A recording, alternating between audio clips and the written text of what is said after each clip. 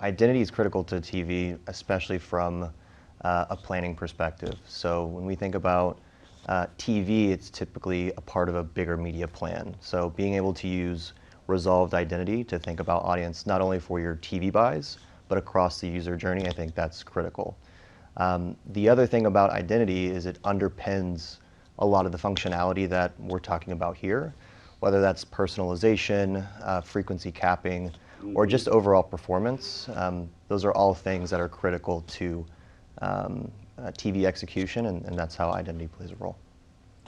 Okay, and how does LiveRamp fit into that as far as this ecosystem? Sure. I mean, we think about it from kind of publishers, platforms, and then our marketers as well. So from a publisher perspective, we're really helping them instrument and make their inventory addressable. Okay. Then from kind of an interoperability, I know we'll touch on that in a bit, but making sure the addressable inventory is available not only across ad servers, but also the programmatic ecosystem.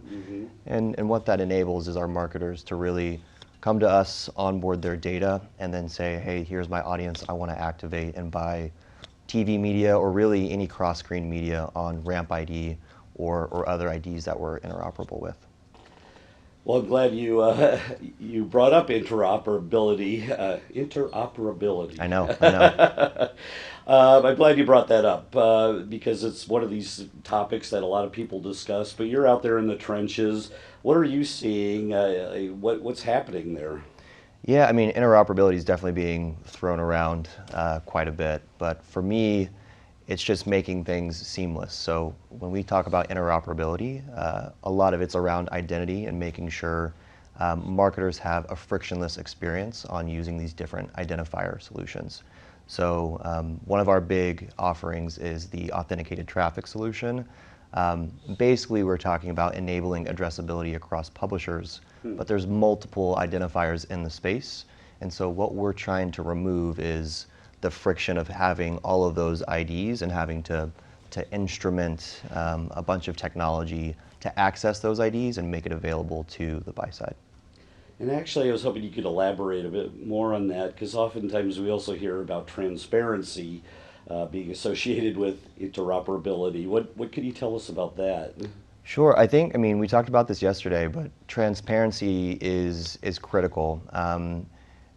If marketers aren't able to have transparency into their buys or really understand how audiences are being defined, it really limits their ability to find audience at scale. So we still have households that are defined by panels, we have subscriber data, we have monthly active users. It's a really complicated, fragmented place.